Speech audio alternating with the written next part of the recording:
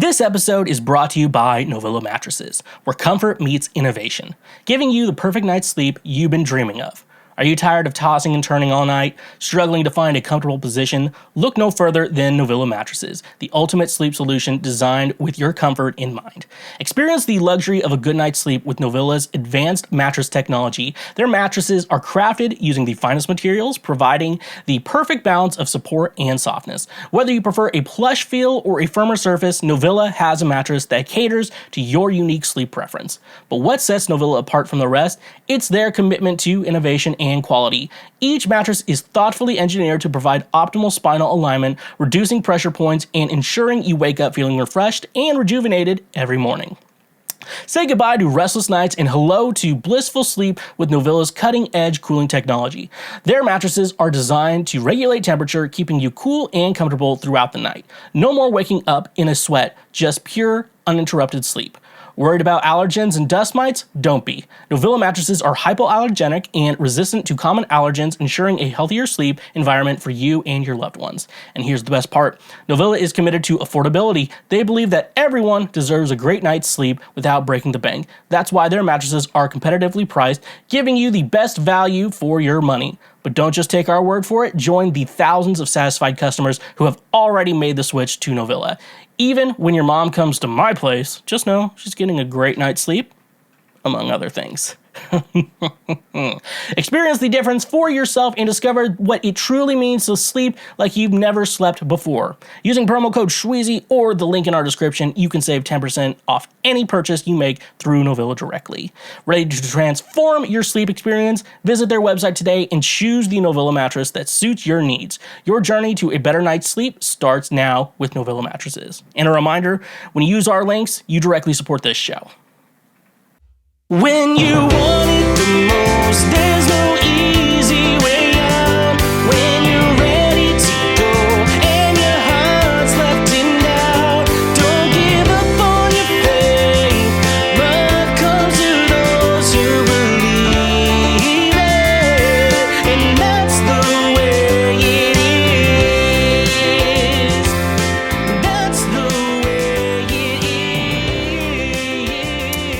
Hello, and what is going on, my fellow Schwoke-lords? What is up? Welcome back to yet another episode of Cancel Schweezy, better known as the Lord's trademark favorite podcast. How's everyone going? It is I, Schweezy, aka the Foreplay King, back at it again with hot topics. Top topics that some of you probably aren't ready for, which is okay. We all start somewhere. You know what bands had to start somewhere? That band. And you know what they did? They performed at a Denny's that was closing down. And, follow your dreams, folks. That's what I'm trying to tell you today. Follow your dreams. Fun teaching stories time. The kids are too well behaved, and it's at a point where it's become a problem, which for me, it's a problem. For others, it's probably a good thing. But for me, it's kind of like, come on, do something, Start some drama or something. I want to see something cool. I don't want to, have to deal with a kid personally, but, I want to hear some drama. See what's going on in the world. So, when I do music classes, what I like to do is I'll play some music before they all come in. One, if it's band, it's usually Black Cow by Steely Dan. And one thing that's good is that they're 5-6 minute songs, so I can put it on and say, I want you guys to be all set up with your instruments ready to go by the time the song ends. And then they all actually get their instruments put together. And so, it's fun. And it also puts the vibes in check and gives us good vibes, because if I'm going to be in somewhere, I need all the good vibes I can get. So, I usually do that. So, like I'm saying, these kids are too well behaved, and it was kind of boring to me. So, I had this idea, maybe if I play Rumors by Fleetwood Mac before classes, then maybe something interesting will happen, I guess I shouldn't be... I guess I really shouldn't be wishing for this, because I guess, when everyone's too cool, I probably shouldn't be stirring the pot a little bit, but, it's one of those things where,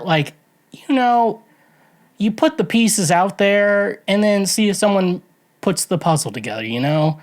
And if you don't know anything about Fleetwood Mac's album Rumors, that is probably one of the best albums of all time, by the way. And it's a great listen. I think it's aged, recording-wise, it did not age well, but I think music and like song-wise, aged, chef's kiss, perfect. Perfect.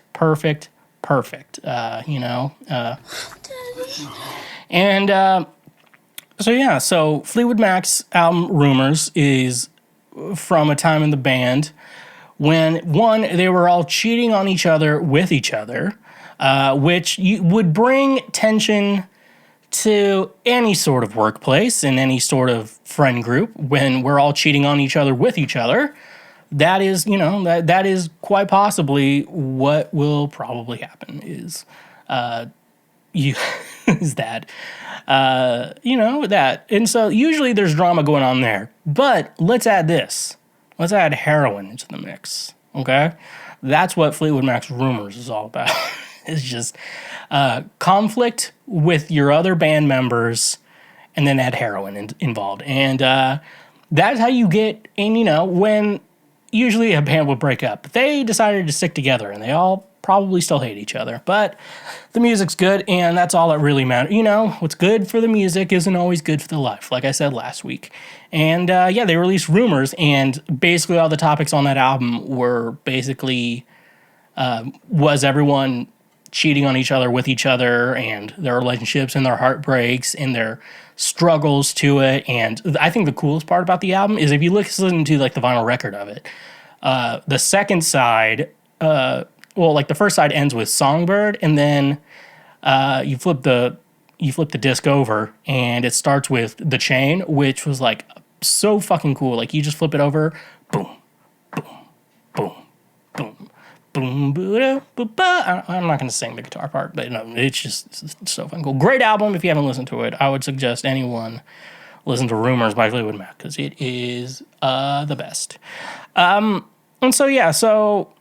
was hoping, maybe play some music. I don't want to know the reason why love keeps right on walking on down the line. That was the one I was playing, and I don't think it started anything. So unfortunately, that's unfortunate for me. But, I've always had these thoughts of, I don't have kids, and this is kind of an unrealistic idea. So for all the parents out there who are like, that's unrealistic, I'm like, I know. But, if I have a daughter, why not, have her do piano lessons, dance lessons, voice lessons, take her to Broadway shows or musicals and stuff like that. I'm just throwing all the pieces out there, and just seeing what would happen. We'll see if she goes for it or not. But I have to also, if I do decide to do this, I have to remember she might not want to do this. And, I have to be okay with that, It's just this idea of, putting the pieces into place and having them fall into place, that way, just see, she's an incredible singer, a great dancer, and, and then knows how to play piano at least enough to, be able to work on her own, to be able to practice independently easily, without having to rely on anything else, It was just, it's super interesting, it's just an idea. That's exactly what my parents did. And they signed me up. I don't even remember asking. They signed me up for baseball, soccer, basketball. And I think those are the only three I've ever really played. And, you're just a little kid. And the excuse is, we just wanted you to have fun with your friends. But when I decided I didn't want to do it anymore, that did not go over well. So I know that was a lie. And to be honest with you, congratulations. You played yourself. You got fucking DJ Khaled coming up in here. But what are you trying to convince your children to do? It's not like you tell them to do something or convince them. It's more or less just putting those things out there and just seeing what happens. I mean, I have music instruments all the time, so it's she wants to play guitar or whatever. I'm like, yeah, that'll be pretty easy. I don't know if I would be able to teach you. I actually could probably. I don't know. Yeah, that is a weird dynamic. One-on-one music lessons with your parent. My mom was my teacher in kindergarten, and that was awful. And so, looking at, I'm like, I don't know if parents should be teaching their kids instruments, but like, I don't know, they could go to someone else. And, it doesn't mean like everyone who knows how to play guitar knows how to teach. Like, I have teaching experience, reluctant teaching experience with it. So it's not necessarily something I couldn't do, but yeah, it could be a little too, unless it's dad's girl, she loves me, that has to be the nice thing about having a daughter. Like, as a guy, you're like, I don't have to teach him how to be a man, It's like, it's not the toxic masculinity being a man. It's like all the bullshit men need to be better than, I would say, in like regards of being a man, like how, if assuming your boy is into women, you got to teach him, like, there's a lot of kind of respectfulness you need to be treating women with and stuff like that. There's stuff like that. And, there's, good work, there's just all that stuff, it's not necessarily toxic masculine traits, we're not talking about like, it's like, if you wipe your ass, you're gay, we're not going to teach our kids that, but, crazy other stuff. I don't even know where I was going. Oh yeah, getting kids into shit. Interesting. Cool and interesting. If you haven't been watching X-Men 97, I am telling you right now, it is the fucking shit. Like, episode 1, like, episode 3 came out while I'm recording this, so it might be a little updated by the time the episode comes out, but, so, like, episode 2, they did the trial of Magneto, and they're, like, basically, like, almost, they're adapting story, like, straight-up comic stories, straight up in these episodes.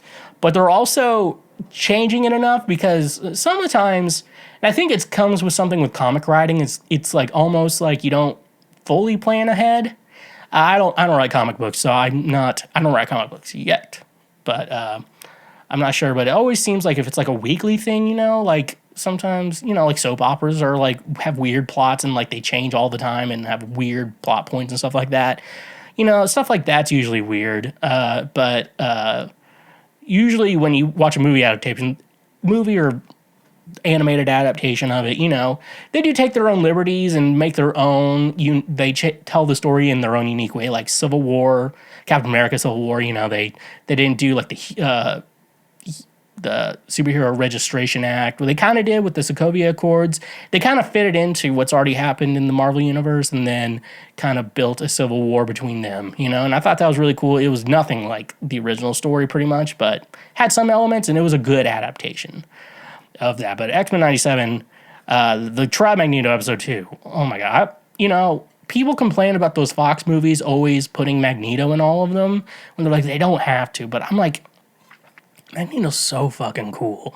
Like, even like Ian McKellen is like old as hell. Like, I don't even know how old Ian McKellen is, but he's been old since I was a child. So, like, and like all those, Magneto scenes, like even like the Michael Fassbender stuff, just like Days of Future Past, he like just fucking lifts an entire stadium up and just drops it in there. I'm like, God damn, that's cool. And First Class, when he kills that guy. He kills Kevin Bacon. I can't remember his character now. It's on the top of my head. But like he basically just kills him with like the Nazi coin he tortured him with, and the time he killed his mom. And he's like, we have the same goals. That's what Magneto's like. We have the same goals, but you had the unfortunate circumstance of murdering my mom. So now I have to kill you. And he killed him with the coin he was trying to force him to use when he was younger and didn't fully understand how to use his powers and stuff like that. And then he became pretty much Omega level mutant. That's pretty much Magneto.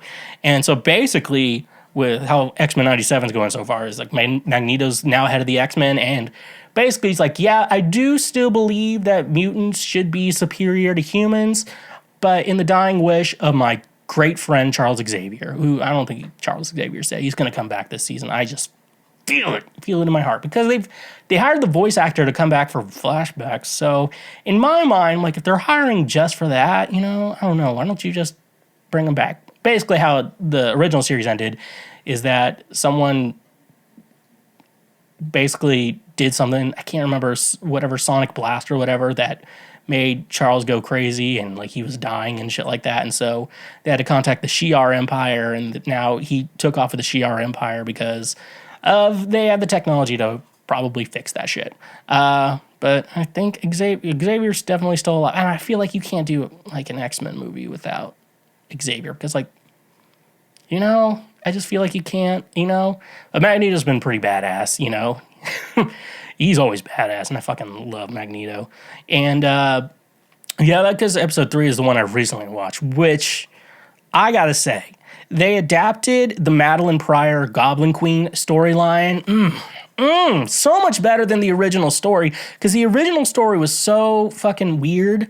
It's like Jean Grey dies, and then Scott meets a woman who looks exactly like Jean in Alaska or something like that, and it is Jean or something like that, and then they come back, they have a baby, then they find out that Jean is a clone of the original Jean that Mr. Sinister made to get Scott and Jean's baby, because Scott and Jean's genetics are pretty amazing according to Mr. Sinister, stuff like that. And then, they have a baby, and the baby's Cable, by the way. If you didn't know, that baby at the end of the episode is Cable.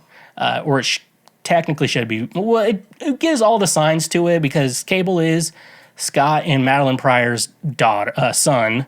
Had a technovirus, and he was sent to the future, and it's kind of, and Scott, doesn't like the whole fact, because his dad's a space pirate, or if they do an MCU, probably a Ravager. I could see he from Earth and became a Ravager. That's how I assume they're gonna do it if they do it in the MCU. And then and so Cable has a little bit of animosity towards Scott, and and it's weird because they sent him to the future with Bishop, because in the future they would have a way to cure Cable. So it's we either lose our son and send him to the future, which I don't know. I feel like Bishop's time, time wristband or whatever, he had to wait for it to recharge and fix, and then he could go back to the future. But isn't I have to imagine time travel technology is more advanced in the future. I don't know. Cable and Bishop have been going back and forth the entire, coming back and you've got to change the future again. I'm I don't think what you're doing is going to work. I think you just got to accept that one day the world's going to end, and you just got to accept it. Quit fighting the good fight, bud. No, they did that, Ireland. And basically in this story, they adapted this story so well with Madeline Pryor. Eventually, Jean Grey comes back to the X Mansion, and she's just I need the X-Men. And then Beast does all these tests on her, and he's this is the original Jean, and I looked at your DNA, and it looks like you're the clone. And all of Jean's memories were put into Madeline Pryor. I'm just calling him Madeline Pryor to make it easy. And then Mr. Sinister's finally I can get that baby. And then he has this mind control thing over her, and then eventually it breaks, and they save the kid, and then the kid has a technovirus, and they have to send it to the future. I'm and then Madeline goes off on her own, because I need to live my own life, and you're Jean, and you should live Jean's life, and I should have my own and move forward. Great story. I don't know if she's done in the series or she'll come back, but it's just they just adapted it so much better than the original comic story. The original comic story was fucking stupid, and even the writer, I think, was it Chris Claremont? He even mentioned I hated fucking doing that. He was a very big believer in characters die and it leaves an impact, and that was his way of storytelling. But it's also, comics are also made for kids, not grown men in their 30s like me, and they have to.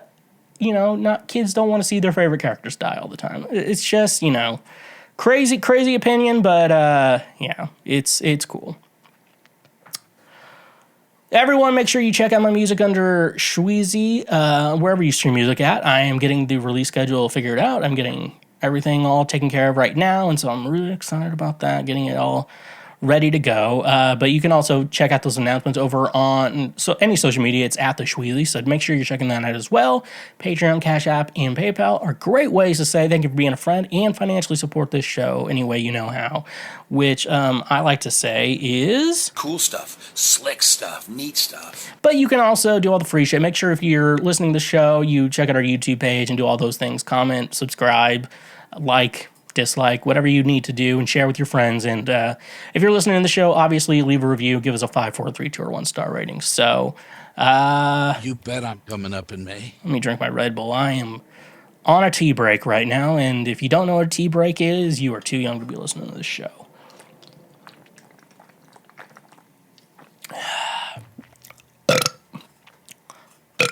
There we go. Let's jump into previous week right now. Previous week right now is the news from previous weeks that we will be going over right now. So let's just jump into it. Mark Driscoll tries to justify "How dare you" sermon, but facts don't match testimony of others, from the Royce Report. Disgraced former Mars Hill pastor Mark Driscoll has posted a video attempting to justify his infamous sermon from 15 years ago in which he screams, "How dare you!" I think we might need to put the Midwest emo on. But like other explanations Driscoll has given, the facts don't match the recollections of former staff from the now shuttered Seattle megachurch.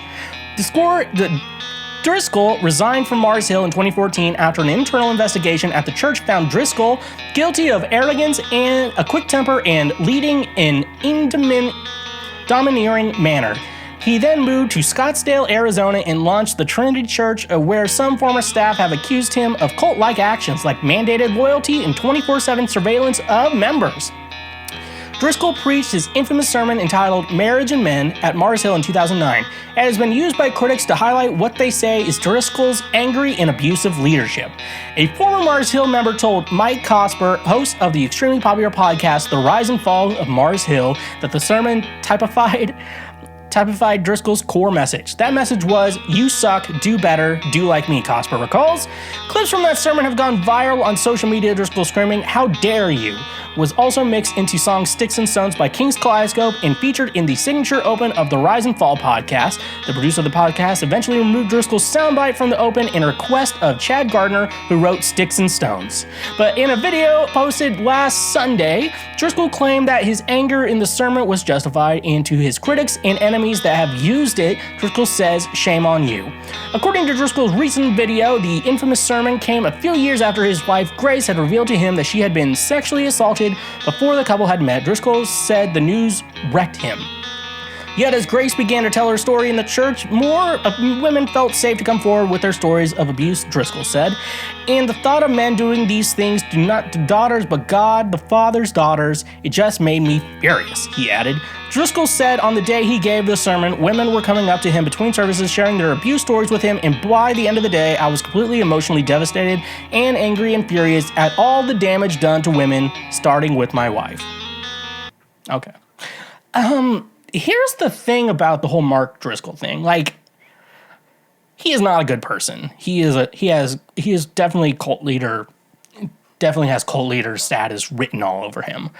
But the thing is, with that sermon, like, the talking points, like, I kind of agree with him, I've listened to it, I kind of agree with him, like, how dare you do this to women, God's children, how dare you do that, I gotta say, I kind of agree with him.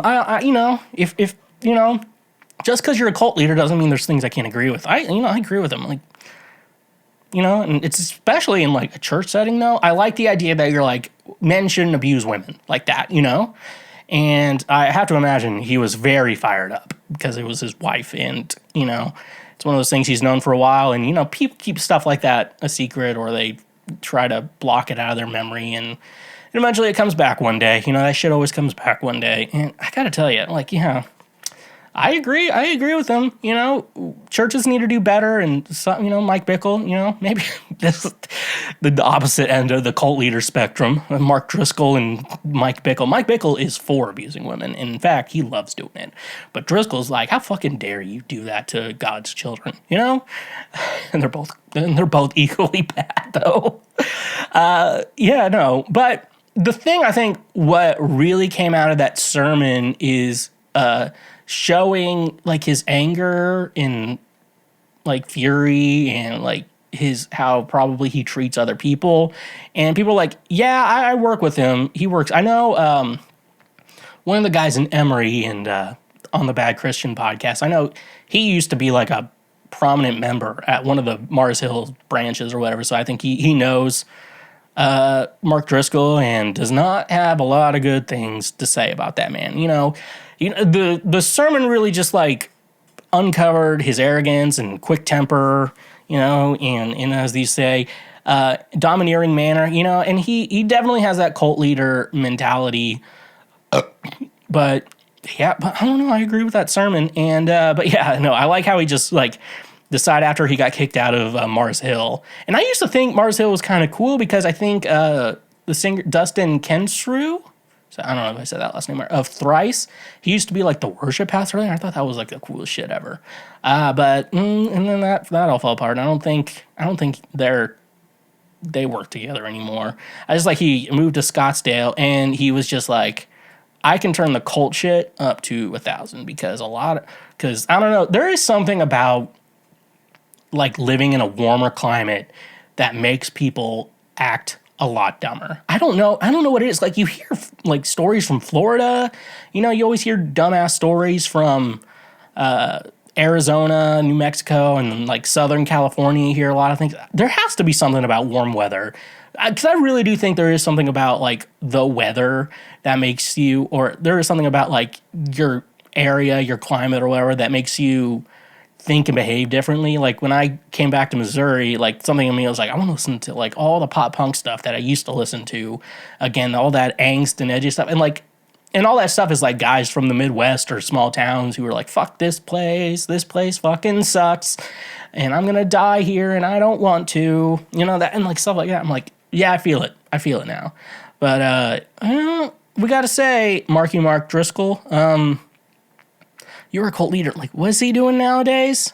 Nowadays, he's always in Arizona, and they're like 24/7 surveillance and mandated loyalty. Isn't loyalty one of those things you earn from someone, not request from them? Like, I know, like, if you start working with someone, like, one of the big things I would, and I don't know if that's loyalty is good to an extent, like, honestly, like, you want people who are loyal to you, but I think it's kind of like a two-way street, with loyalty, like, loyalty to you, loyalty to me. Like, we work together. It's not like you need to have loyalty to me. I don't give a shit if I have loyalty to you. It's stuff like that. I'm like, no, but loyalty's not that bad. I don't hate that. It's just, like, earned loyalty for each other, and, like, you say, let's have some loyalty with each other, and, like, but yeah, the 24/7 surveillance is, that's fucking cult. That's cult. Like, if your church is requiring 24/7 surveillance on your life, you are in a cult. And what I want to tell you is, and that's weird, and especially if you're in a cult and if you have a hard time leaving, because, like, when I decided to leave Christianity, I did not have that hard of a time. I still get asked, people want to ask me to play at their church for free, but I'm like, no. Sorry about the clicks. Because, one, it's not paid, and so it's like, well, this means I'm volunteering my own time. And two, I don't agree with a lot of the messages, though. But if they pay me, I think I'll be fine with it. But I think I've talked enough shit. That's not... I've been talking too much shit. I don't think that's going to happen. And two of my guitars have Protect Trans Kids stickers on them, so not something churches don't like people who are not white conservatives. So that's probably a deal breaker for a lot of churches. But yeah, I don't know. If you want me to play there, tell me the money. Tell me the money first, and then I'll consider it. I don't even care if the guys suck. If you pay me, it's like, money's money. I'll play. It's kind of like, it's like being a plumber. You could be the best plumber ever, but like sometimes you're gonna have to work on, pardon the pun here, but sometimes you have to work on shitty toilets, and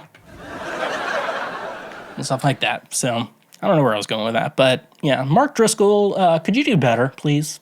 Please and thank you, because I agree with your sermon. I just think you probably need some therapy. I think therapy will probably help you out there and ways to deal with that shit, and I think you can keep your beliefs. You can go to therapy and keep your beliefs. I'm just letting you guys know that. If your church is like, no, don't go to therapy, then yeah, that's also a cult too, because they're trying to control your mind and how you think. That's the way it is. F FNX Fitness, the ultimate destination for fitness enthusiasts looking to reach their peak performance and achieve their health goals. Are you tired of the same old fitness routines that leave you feeling uninspired and unmotivated? Look no further than FNX Fitness, where they bring a fresh and innovative approach to your fitness journey. At FNX Fitness, they believe that true fitness goes beyond just physical strength. It's about nourishing your body and mind and soul to unlock your full potential. That's why they offer a wide range of high-quality supplements and products designed to support your active lifestyle. Fuel your workouts and enhance your recovery with these scientifically formulated supplements. From pre-workout energizers to post-workout recovery blends, FNX Fitness has you covered every step of the way. Their products are carefully crafted using premium ingredients, ensuring you get the nutrients you need to perform at your best. But FNX Fitness is more than just supplements. It's a community of like-minded individuals who share your passion for fitness and well-being. Join their supportive community and gain access to expert advice, workout tips, and motivational content that will keep you inspired and on track towards your goals. They understand that fitness is a personal journey, which is why they offer a wide range of products to cater to your individual needs. Whether you're a seasoned athlete looking to take your performance to the next level or a beginner taking your first steps towards a healthier lifestyle, FNX Fitness has the tools and resources to support you every step of the way. But don't just take my word for it. Join the thousands of satisfied customers who have already experienced the FNX Fitness difference. Transform your fitness routine and unlock your full potential with FNX Fitness.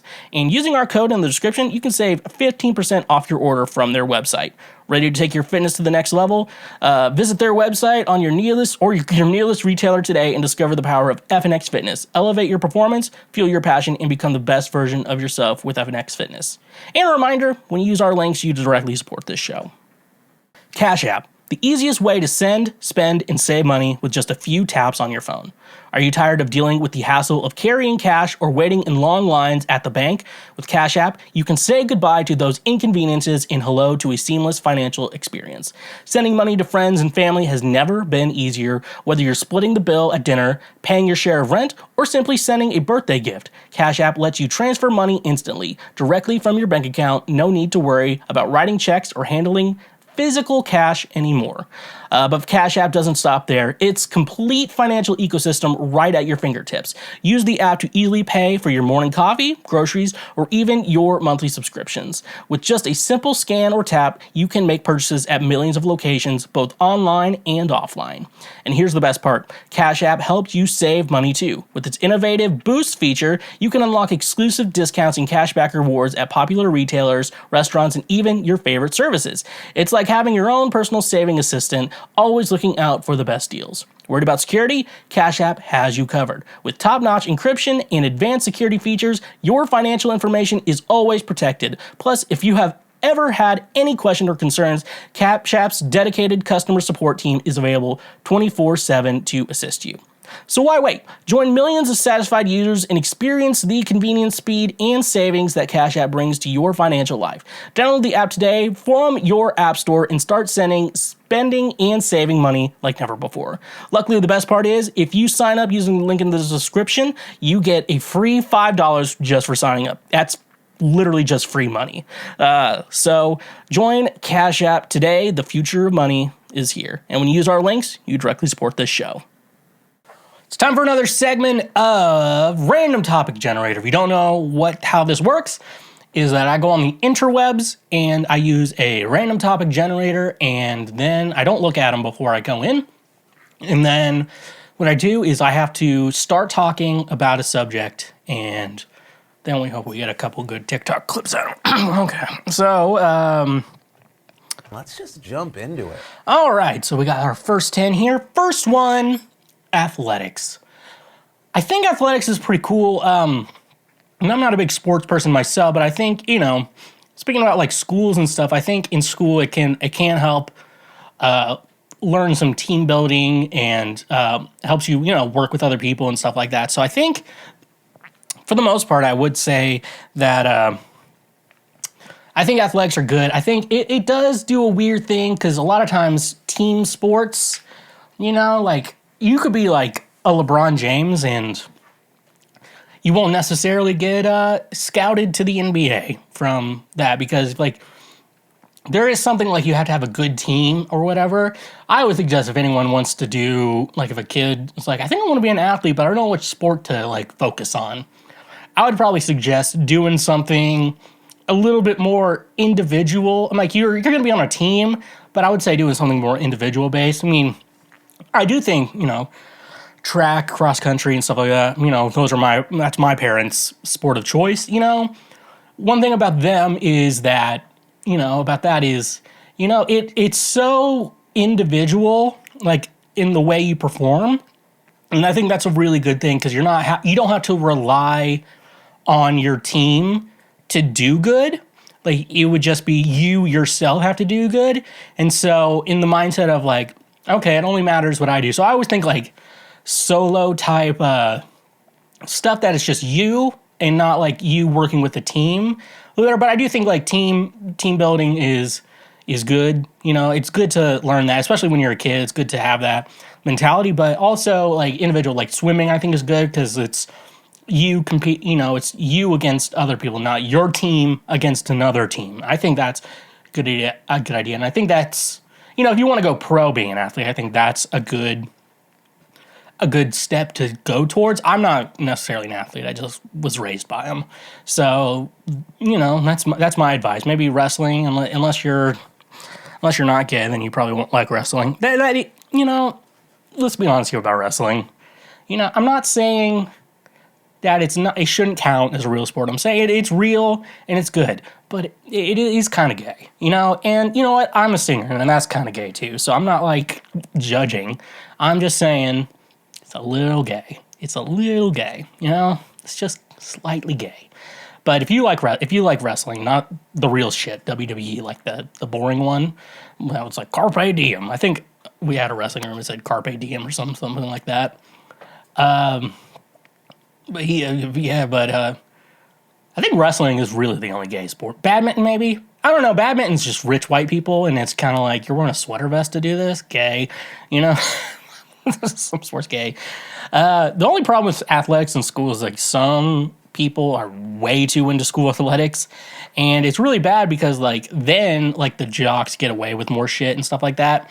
I always prefer, like, you have to treat every student equally, even if you're a coach. You have to treat every equally, and except I don't do that. I favor the band kids and theater kids and any of the music kids and theater stuff like that. This is the type of guy you get. So that's athletics for you. Number 2, hammocks. Dude, I love a good hammock. Back in college, there was like a park with like a little forest area. I'd always like set up my hammock, and just like lay around and just relax for a couple hours when like the weather was just like super nice. It was great. The downsides to hammock, there are a couple downsides to hammocks. One of the big downsides is make sure you're in love with someone if you're going to share one, because it's a little too close, and you don't want people calling you gay, because obviously that's bad. It's bad being gay, apparently. According to some people on the internet, apparently being gay is a bad thing, which I don't know. But yeah, no, hammocks are fucking great. I don't think the hammocks, remember when hammocks were like super popular, like 2015, it's like, I like hammocks, but like I don't want to be one of those like Chaco wearing douchebags, like, man, I know a lot of, and if you're my friend and you wear Chacos, you're fine. But anyone who's not my friend and, like they wear Chacos every day, dirty ass feet, walking around everywhere, gross. I don't want to see people's toes. I really don't want to see people's feet. Like, I don't even care if they're women. But the nice thing about women is at least they try to make their toes look nice. Men don't. And so, men, please stop wearing flip-flops. They are gross. And no one wants to look at a man. Like, I don't know how many people want to look at men's feet, but I don't. Probably some of you do, but I do not. I've fallen out of a lot of hammocks, though. It's because I did not have proper. I just was given a hammock, but I didn't have like the proper hooks or whatever. So I had to like, what I had to do was like jolly rig it with some like jump, like what are those tie cables? Like, if you're moving and you like tie something down and then you have to smack it, like this thing ain't going anywhere. Those things, with the hooks on the end. I don't know what they're called. I try to use that, and I didn't tie it correctly, so I've fallen out of a lot of hammocks. And I got to tell you, some of those times, I had the air taken out of me, and it was not fun. I would not suggest that to anyone. But no, hammocks are great. Of course, like the only thing I hate about hammocks is that I'm a stomach sleeper, and like if I just like wanted to set up a hammock just to like sleep in for the night, I would have some problems. Like I guess I could try to figure it out, but like then like your body's in a weird U shape, like on your stomach, and like your body doesn't bend that way. And so if you're a back or side sleeper, I think hammocks are great for sleeping, but if you're a stomach sleeper, it's not as fun. So I wish you could like, go out places and just get a hammock and just like, well, here's my bed for the night, Hammocks are cool though. I love hammocks. They're so much fun. Next we have pineapple. I know what we're all thinking. Pineapple juice. And what happens when you drink pineapple juice? Your what I will call your fluids, some of your fluids, not pee. That's stored in the balls, by the way. And hopefully none of your, I don't know what poop tastes like. I don't know, but I've heard stories, and people do say that, I'll just say sperm, that your sperm will taste better if you drink pineapple juice. And it's very unfortunate for some dads and I think with girls it helps those flavorings too. I think it helps with those a lot. Yeah, and it's I've heard some very unfortunate stories about dads asking questions on the internet. Why is my daughter drinking so much pineapple juice? I'm like, oh man, you shouldn't have to know that about your daughter. You shouldn't have to think about that. That is, that's weird. There's also the pineapple idea of if you wear like a pineapple shirt, you're a swinger or whatever, and that is fucking hilarious for like people who don't know that, and to get them pineapple themed clothing all the time. Hope they wear it without noticing, and then But my mom even knows that like the pineapples are or some sign of swinger. She knows what those are. I think everyone kind of knows, for the most part, knows what a swinger is, because like it's pretty easy to explain. It's just married couples who want to sleep around with other people, and sometimes they find another married couple and they just swap partners and stuff And if you're into that, that's fine. But like, I don't want to hear about it. You sound like a loser when you talk about it. Like, especially if you're just like posting it on TikTok. That's where I've seen it. Like on TikTok, we're talking like, yeah, the thing with being a swinger is, I'm like, dude, this just makes you look sad. Especially, talking about it like so open about it. It's so fucking weird because like, if like a guy's talking about how him and his wife are swingers, it kind of sounds like his wife just wants to bone other dudes and look sad.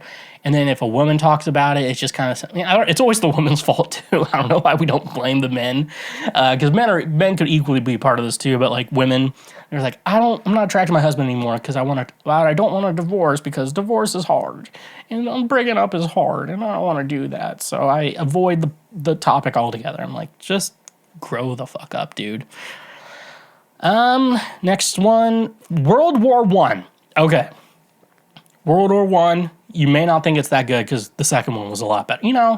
It's the world wars we've had are not like the Shrek movies, because the first one, second one, that was the good war. I'm not saying war is good, but like in regards to learning about it, I think World War II is so interesting to learn about. And then like, they're always figuring out new shit. Like there's like World War II magazines or whatever, and like people, they're like still figuring out new shit about all that stuff. And especially if you've ever been interested like in like thinking about like, did Hitler really die in that bunker, or did he escape to Argentina?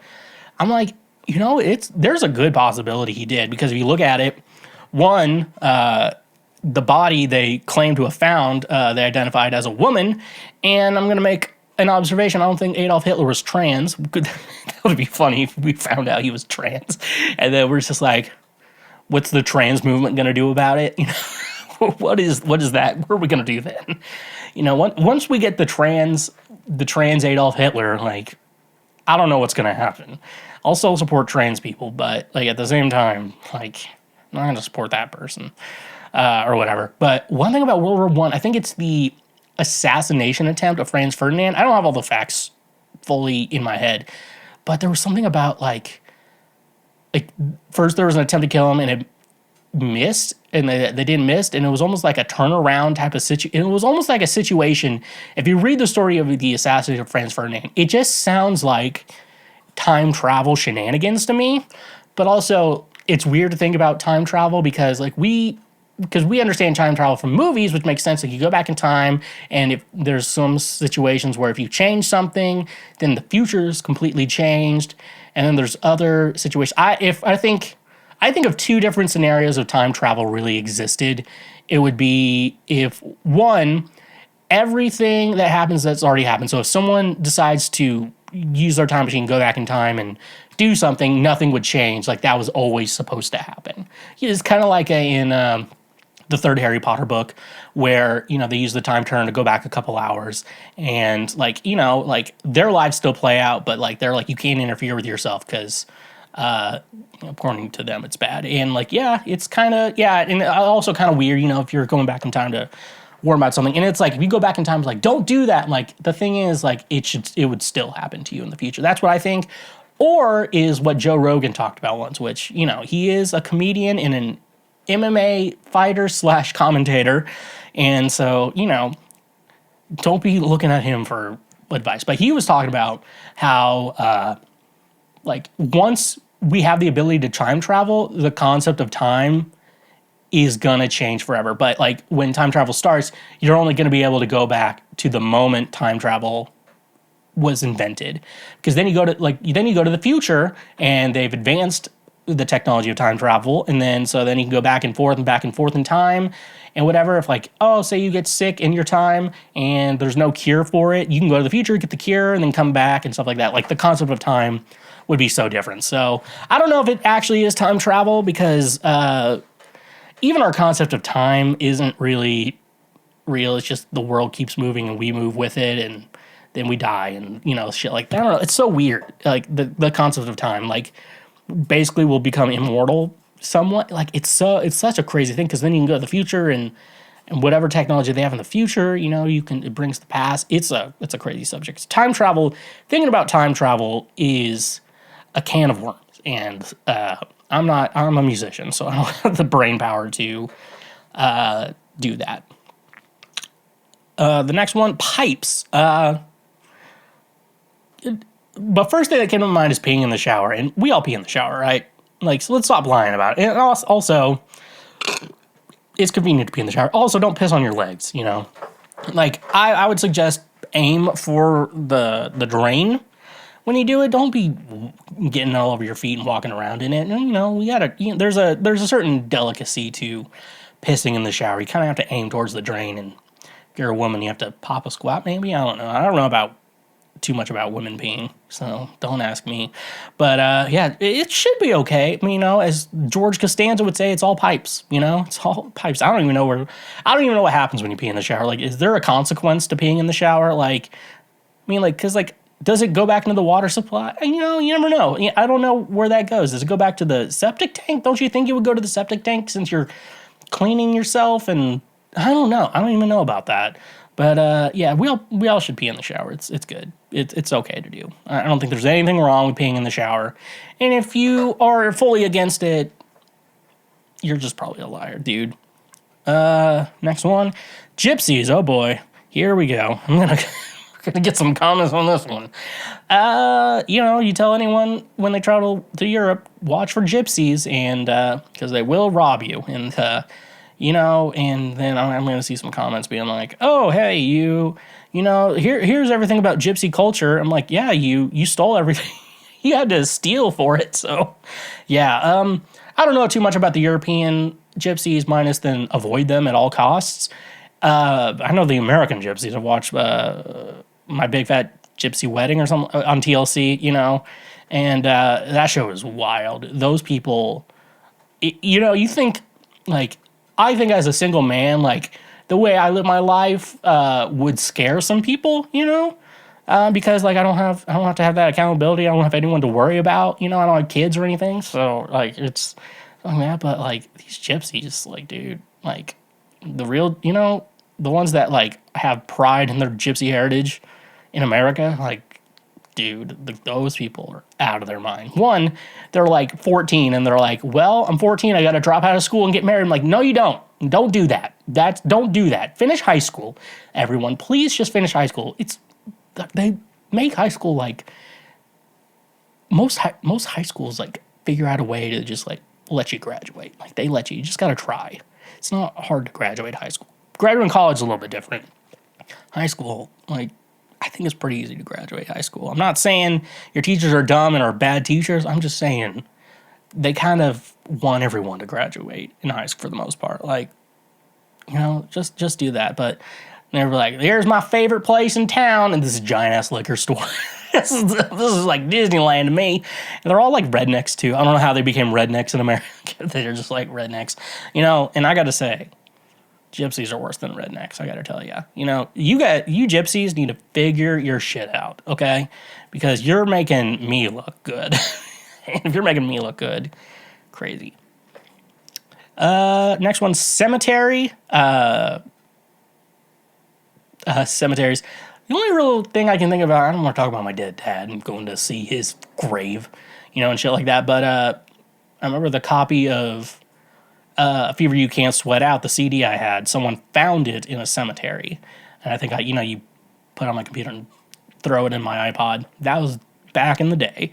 And so, like, I've always thought that was a cool story, you know, like finding that album in a cemetery and then listening to it. And then you listen to the album, too, and it kind of is like, it's kind of cool that it was found in a cemetery. Like, I don't know, it was kind of cool.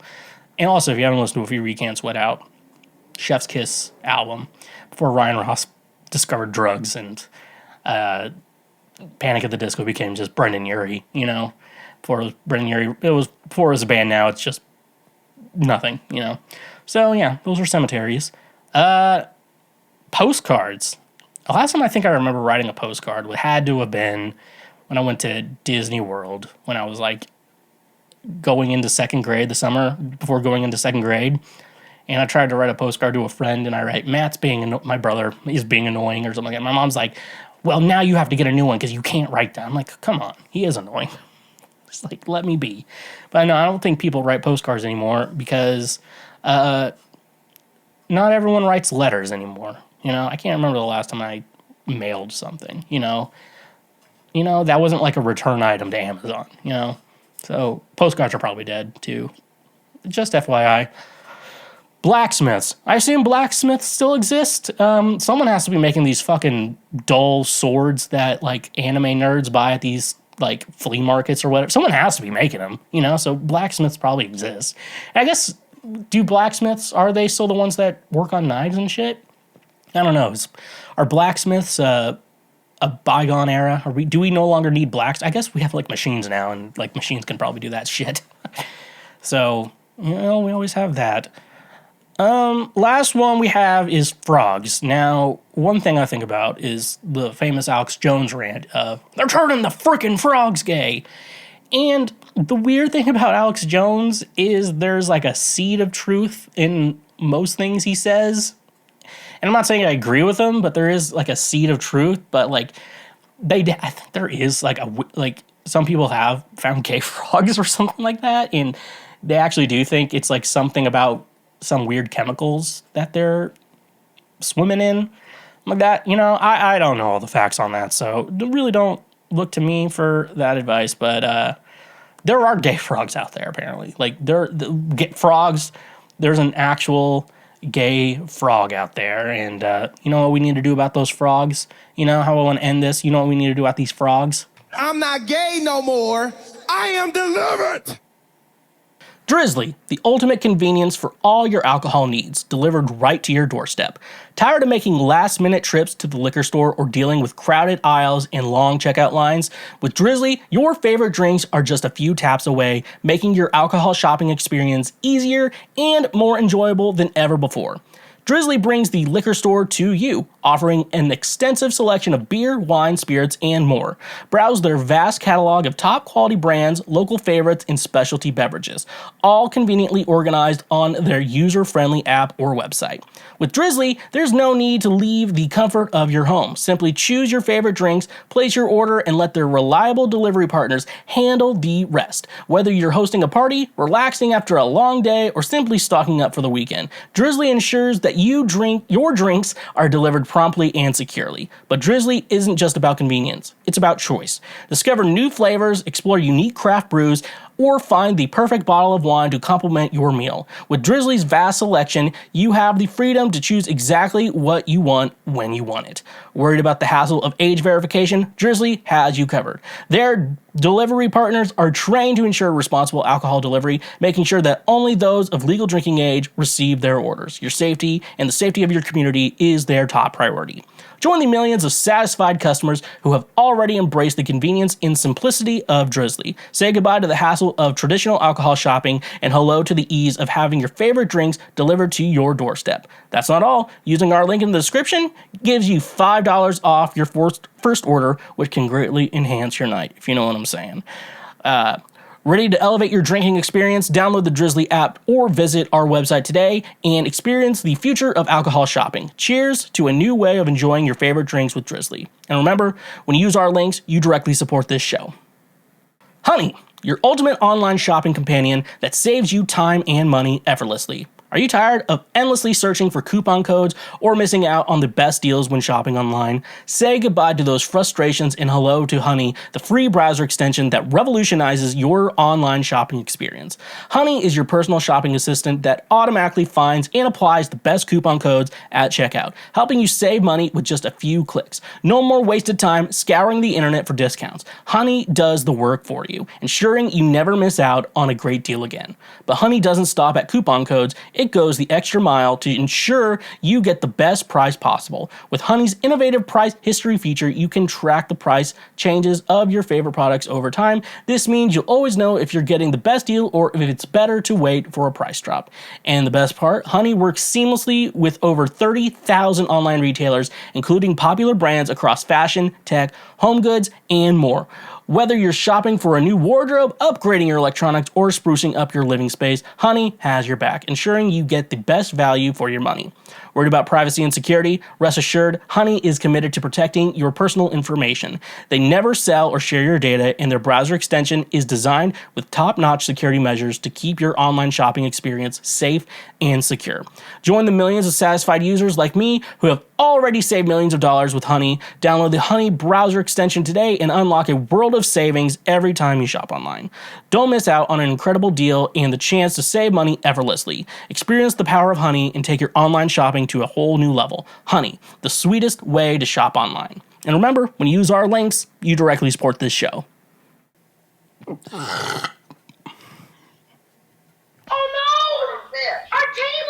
It is time for Oh No, Our Table, the part of the podcast where I answer all your questions.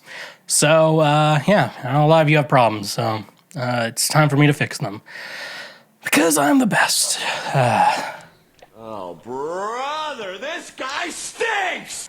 Is there something in American food that makes you gain weight? I moved here not so long ago. I've been eating this exact same amount of food and things as I did back in my country, but I'm so bloated and I can literally feel my body gaining weight. Is there something in American groceries that makes it happen? I always eat whatever I want and never gain weight. I don't know. I don't want to be on a diet for the rest of my life.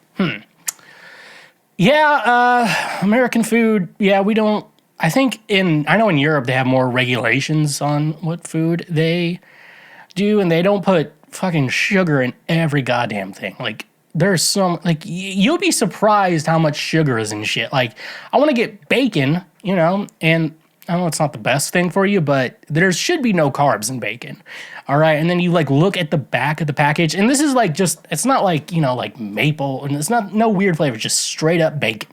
And, like, you look at, like, the nutrition facts, and you just see, like, 5 grams of carbs or something like that. I'm like, what are they doing to bacon? Like, most just meat in general shouldn't have sugar in it, but until you put like a seasoning on it or whatever. Like, if you do barbecue, there's a little bit of brown sugar and some sugar in that, in like those seasonings. And, with, especially if you do something like pulled pork, you definitely kind of want that little bit of sweetness there because, I don't know, it's sweet and savory. It's a good mix. But yeah, we put sugar in like everything. If like you look at, ingredients, if you look at ingredients in like Europe versus ingredients in the US, you'd see some big differences. And you also notice like in Mexico, like a Mexican Coke, it's real cane sugar. And like regular Coke in America is high fructose corn syrup or some sort of sweetener like that. And yeah, we put corn syrup in like a lot of stuff, which I don't know, like the debate on it, I don't know. I can't talk about the debate on it, but it's also sugar. So it's like, it's a very sugary thing. And so that's, not good. It's carbs. And, to live and I think other countries get it right. Well, in Britain, like their food's inedible. That's why everyone's skinny and that's why they just smoke cigarettes all the time so they can avoid eating. But with, American food, and we're all like, don't smoke anymore. And then we're like, okay. And then we all just get fat. I really think the reason why an obesity epidemic really started, like you kind of look at the timetable, like when we started being more obese and when the discovery of like cigarettes are bad for you, like you see that and you see like the weight gain. And I'm not saying don't smoke cigarettes, okay? Use like nicotine pouches if you really want to. Like that, I feel like those are the only like we haven't done too much research, but for the most part, the only chemical, like if you find the right product, the only chemical they're really putting in it that's probably bad for you is nicotine.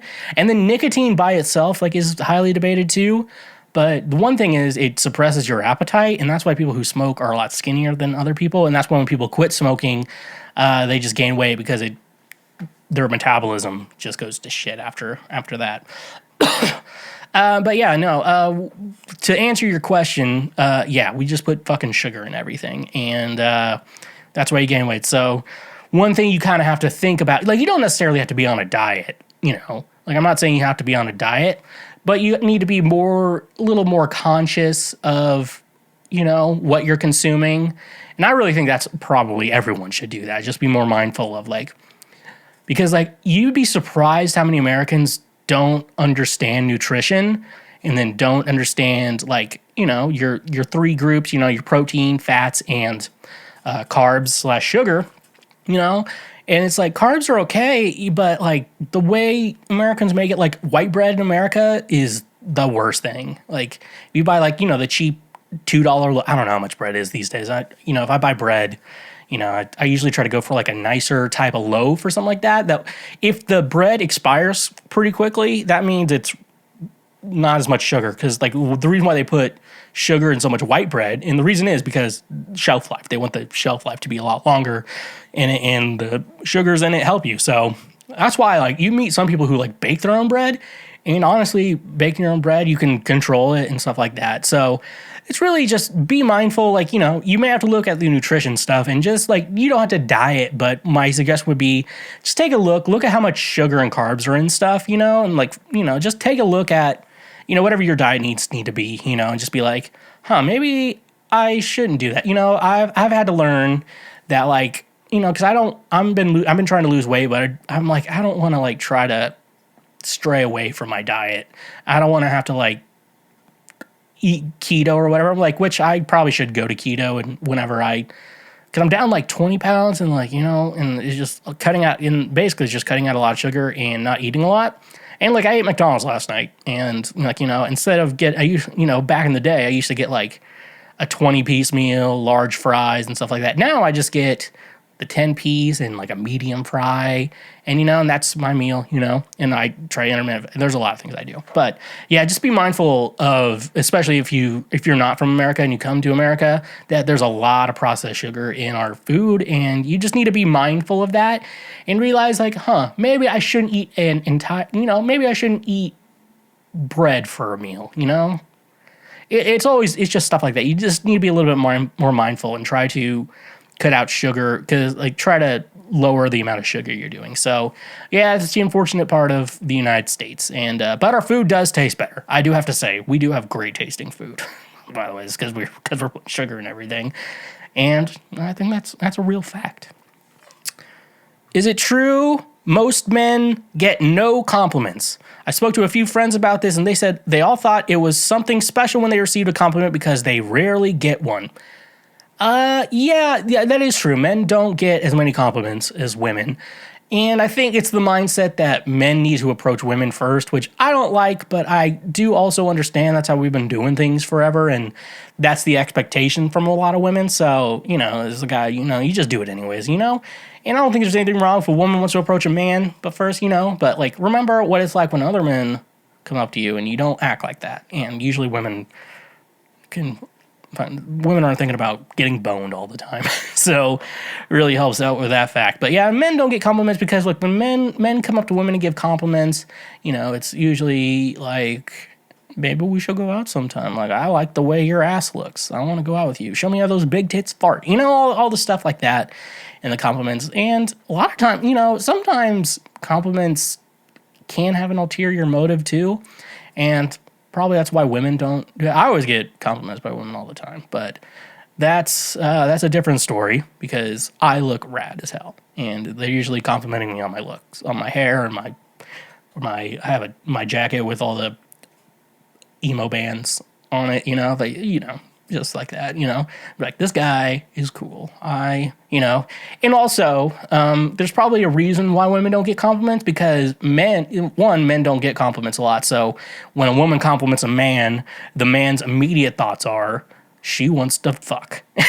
And when women give compliments, they're not really looking to fuck. They're usually just giving a compliment. But when sometimes men do it to fuck, and I think that's a different thing. And I think it's more societal norms that men are ugly and women are beautiful, and so men shouldn't be getting compliments because I'm beautiful, so I'm just fat. If I'm working on it, okay, So yeah, I think that's what you really need to think about is that it's probably a good thing men don't get compliments because we be thinking women want to fuck us all the time, and our minds aren't really not wired to do that, Would you date a woman taller than you? I'm talking a minimum 5 inches taller.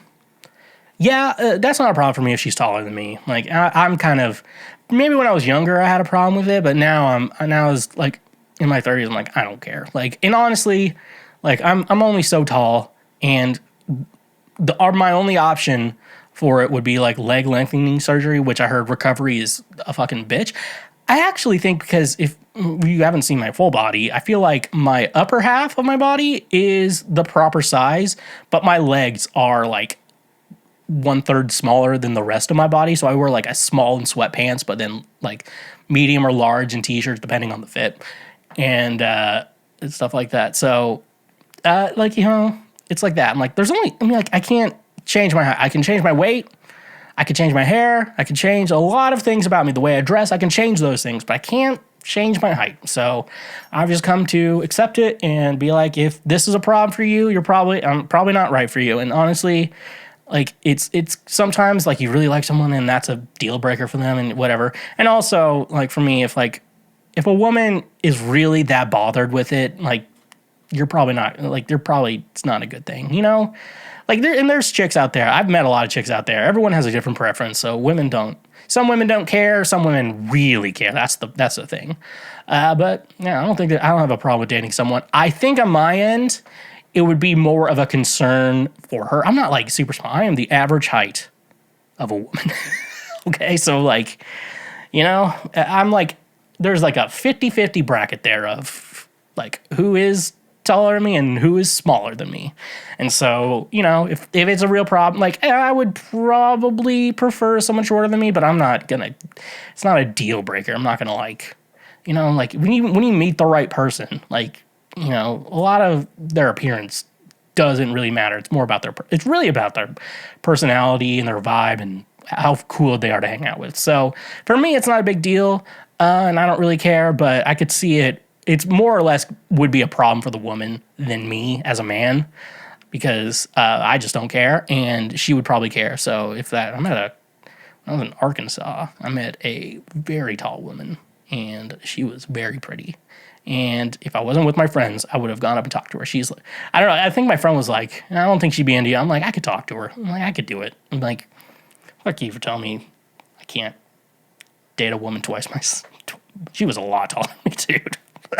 It would just probably not work out just because of, there has to be like that's what I always think is so weird when like very small, short girls date really tall men. Like when it's just like an obnoxious, I'm like, there's got to be a lot of logistical problems going on there and stuff like that. So should you care? And honestly, just accept, one thing about your height is that unless you want to get leg lengthening surgery, then you do it. It's your own body, but don't do it because like a woman wants you to be taller or some shit, do it because maybe there's a health reason. I don't know. But, maybe we all shouldn't be worried about that.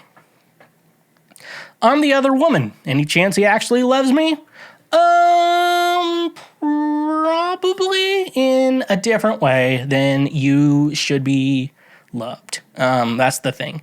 Because honestly though, if you're the other woman, let's assume he's married or whatever, or let's just assume it's at a relationship where they're pretty tightly knit. You are the other woman, and I guess you've accepted that because you put that. I'm the other woman. Any chance he actually loves me? The thing is, though, he loves his wife or partner, way more than he loves you. That's going to be the thing, because if he didn't, then they would have gotten divorced and they would have both started seeing other people. That's the thing. So there is a good chance he loves you, but it's going to be in a different way.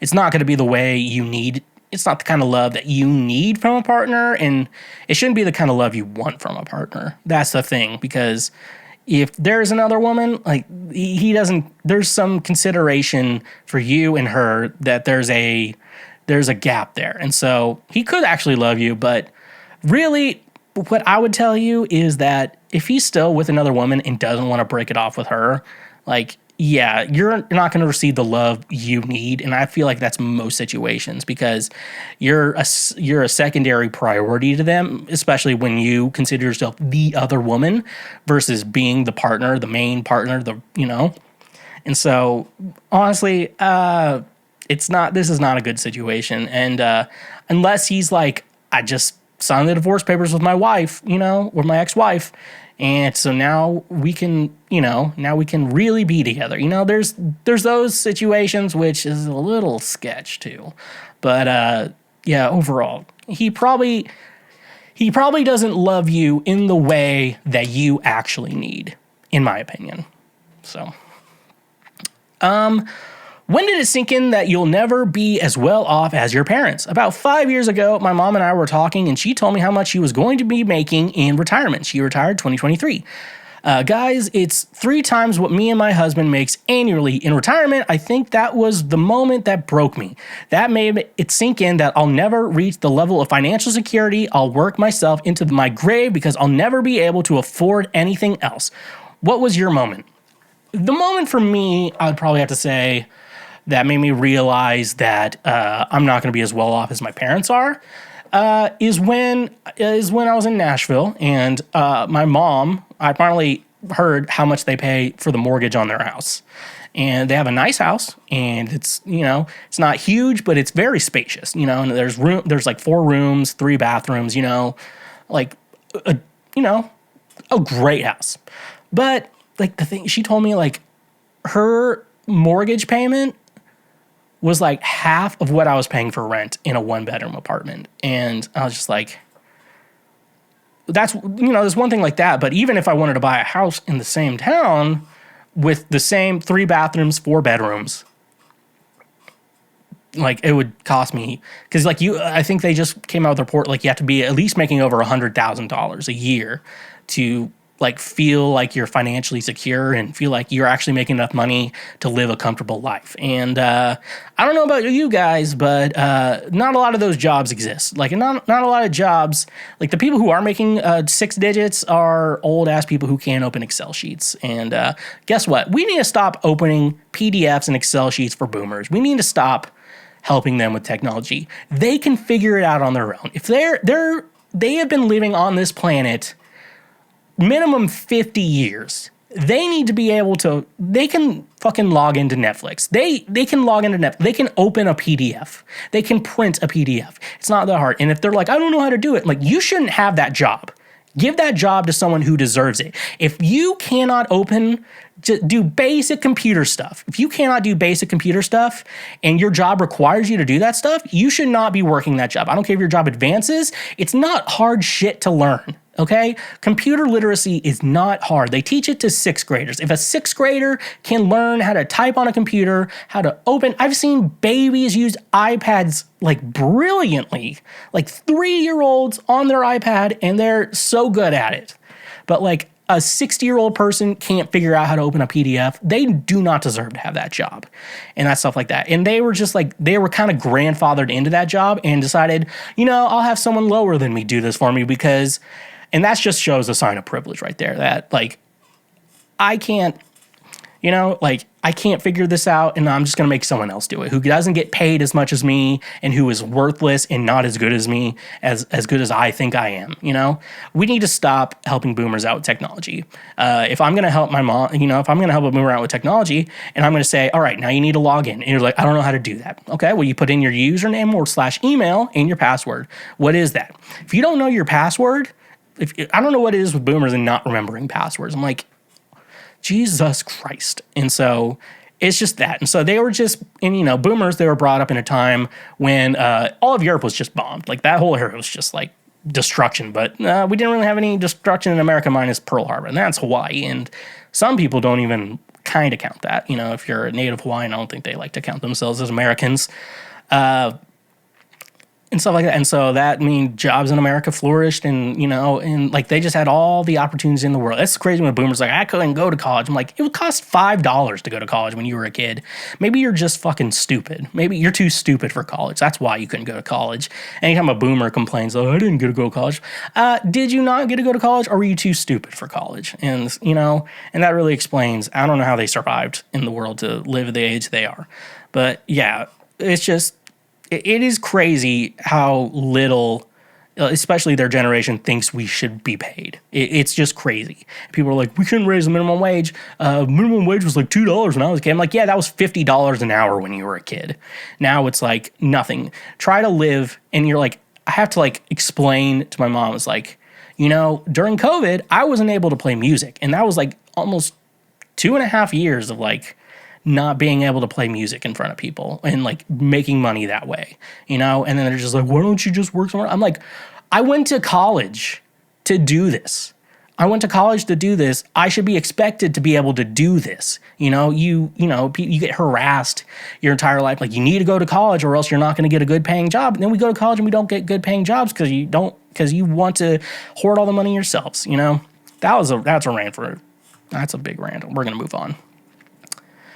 The music industry is making me miserable. This is the type of guy you get. Feel you too.